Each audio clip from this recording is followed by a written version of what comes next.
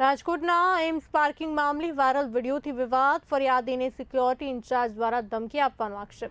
ફરિયાદ પાછી નહીં ખેંચે તો એટ્રોસિટી કેસમાં ફસાવવાની ધમકી. ઘટનાનો વિડીયો ફરિયાદી દ્વારા સોશિયલ મીડિયા પર વાયરલ. મામલે યોગ્ય તપાસ માટે સરકાર પાસે માંગ ઉઠી. ત્યારે મારી આજે અરજી દાખલ થઈ છે અને જ્યારે એમ્સનો સ્ટાફને અહીંયા બોલાવેલા તો એ લોકોએ અમારી જોડે સમાધાનની વાત કરેલી, પણ મેં ના પાડેલી. કારણ કે મારી જોડે એમના જે 3 લેડીઝ છે, ચંદ્રિકાબેન, જયશ્રીબેન અને નિર્મળાબેન, એ લોકોએ જે મારો મોબાઈલ ખેંચી 15-20 મિનિટ એમની પાસે રાખેલો અને જેના લીધે હું વિડીયો ના ઉતારી શકું અને મારી ઉપર હાથાપાઈ કરેલી છે, મારા વાળ ખેંચી અને મારું મોઢું દબાવીને મને મારેલું છે અને મારો મોબાઈલ ઝૂંટવી લીધેલો, એટલે જેનો હું વિડીયો ના ઉતારી શકું.